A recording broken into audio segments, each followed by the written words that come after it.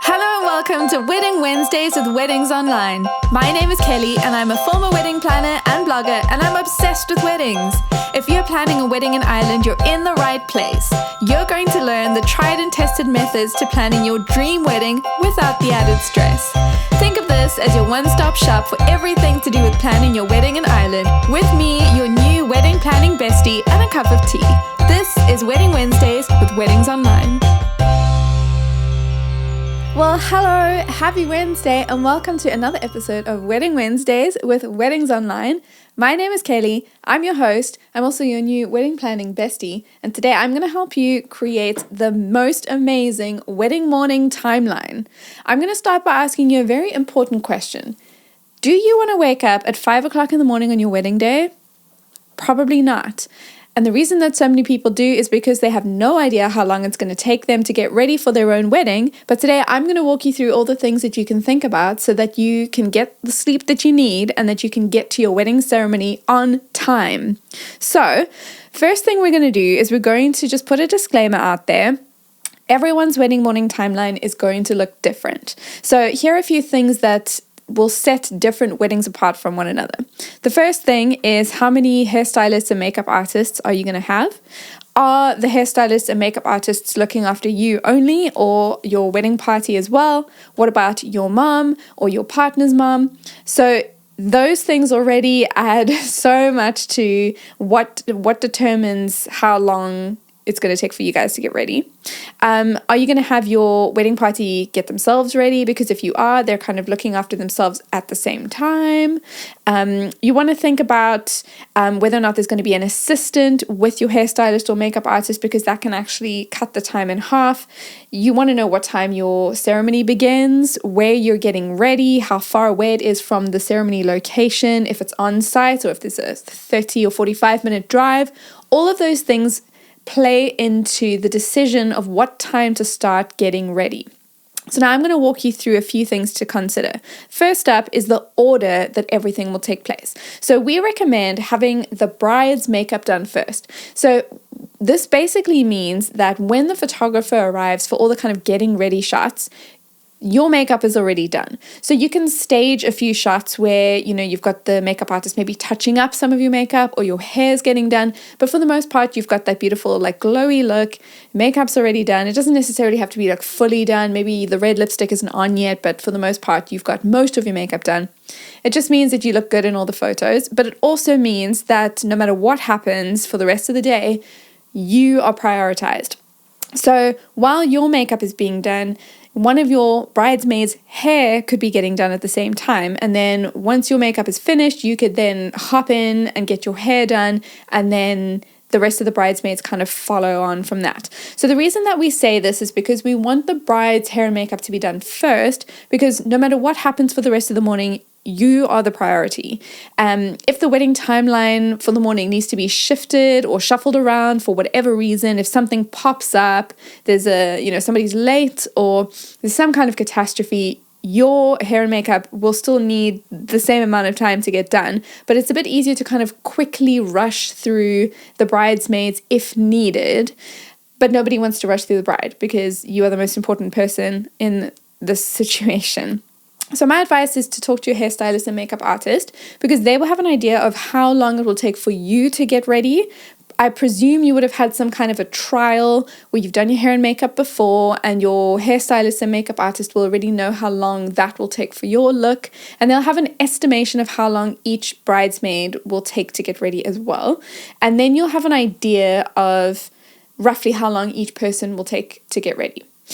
The next thing you want to consider is your wedding morning photos. So, those amazing photos with the bride and her bridesmaids wearing cute robes, sitting on the bed, drinking champagne or Prosecco, and you're toasting together. Believe it or not, those photos are not just, spur of the moment, spontaneous photos. They're usually planned and staged. And of course, they're fun, and they are a great representation of all the laughs and everything that's taking place at the location on the morning of your wedding. But they only really happen well if you plan them in. So my advice is to make a list of all the wedding morning photos that you want to have captured and find a way to plan them in. So if you want to have shots of you and your bridesmaids looking really cute before you've put the dresses on, make sure that you get that done before you get dressed. And then if you want to have photos of the bridesmaids all dressed and you coming out and they're like, it's their kind of first look of what you look like head to toe and your dress and veil and makeup and everything, you've got to coordinate it so that they are all dressed and ready, so that when you come out, you don't have one bridesmaid still putting on her shoes and another one still doing her hair. It all takes time to coordinate. It's not just spontaneous. So consider all the shots that you want to get, and don't forget the detail shots. So if you want to capture anything like detail shots of your jewelry or your wedding invitation or gifts that you've given to the bridesmaids, make a list of those things, talk to your photographer, and they will advise you on the time frame for when they'll get those shots and what they need from you. So there may be some things like, getting dressed before certain things happen, or specifically not getting dressed before things happen, laying things out, getting the shots ready. It doesn't have to be you doing it, but it does mean you will need to know what the plan is. So talk it through with your photographer and make sure that there's a plan for those wedding morning photos. Now, the next thing you need to consider is time-consuming activities. Now, everything on the morning of your wedding will take longer to do than it normally does. So putting on makeup, maybe it takes you 10, 20, 30 minutes on a normal day. It's going to take longer on your wedding day. Getting dressed, maybe it takes you 3 minutes when you know what you're wearing. It will take longer on your wedding day. Eating food and drinking something, it all just takes longer. There's more people involved in the situation. Everything needs to be done perfectly. And so you need to consider that every activity that might be very quick in your mind will take longer to do. So factor those in.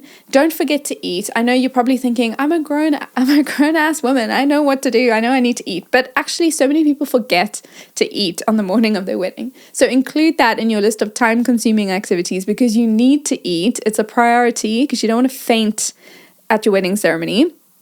And then you might want to factor in some extra time for yourself. So that could be waking up a little bit earlier, having a slow shower before everybody arrives, or just taking a moment to just, soak in the fact that it's your wedding day. So think about that. You don't need, hours to do that, but just think about all these activities that you want to include.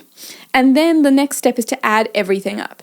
So by now you should know how many bridesmaids are getting hair and makeup done and how long each of them will take. You know how long your hair and makeup will take. You know all the time-consuming activities and roughly how much time you're going to allocate to them. And you want to add it up. And then add in an extra hour, because something will always happen. I'm not speaking this over your wedding day, but something will happen. Someone will be late. There's a catastrophe here and there. An activity might take longer than you've allocated time for. There's just always a reason to have that hour-long buffer. And if it just means you have an extra hour to hang out with your girls, great, enjoy it. You'll feel more relaxed on the day. But having that hour is always helpful. And once you've done the maths, you'll know what time you need to begin. And if the time is ridiculously early, I advise talking to your hairstylist and makeup artist to see if they have an assistant or a second person they can bring along, so that instead of having one person's hair done at a time, you could have 2, maybe even 3 people getting their hair done at one time. And that will just speed everything up for you. Again, that does depend on what time your ceremony is. If it's later in the day, you've got a lot more time to kind of just get it all done slowly. The final step that I want to give you is telling everyone. So now it's one thing to have a wedding morning plan of what time you're starting, what time each bridesmaid will get their hair or makeup done. But if you don't tell anyone about it, then it's not going to happen properly. So my advice is to communicate as early on as you can. So people who need to know the plan is anyone who's doing hair and makeup, anyone who's taking photos of the hair and makeup being done, and anyone who needs their hair and makeup done. Those 3 groups of people need to know exactly what time they need to be at the location, which location it is, how they're getting there, how they're getting from that location to the next location, and what they need to bring with them. Do they need to bring breakfast? Do they need to bring a spare set of, pajamas so that they don't look scruffy in the pictures? All of those things, make sure it's communicated very clearly, very early on, and then the wedding morning will flow perfectly. And the next step is go and get married. By this point, you've gotten ready, you've had a lovely morning, you're feeling rested and relaxed, so go and get married. Next week, we're talking all about preserving the top tier of your wedding cake. Now, you might be wondering, why the heck do I need to do that? Well, I'm going to walk you through the tradition, where it comes from, and the practical steps to take so that if you do want to preserve that top tier of your wedding cake, you can do it properly and you can actually enjoy that piece of cake probably on your 1-year wedding anniversary. So don't forget that. Well, thank you for listening today. The Wedding Wednesdays with Weddings Online podcast is produced by me, Kelly, and mixed, mastered, and edited by Glenn Hartman. For more wedding planning tips, advice, checklists, and more, visit weddingsonline.ie.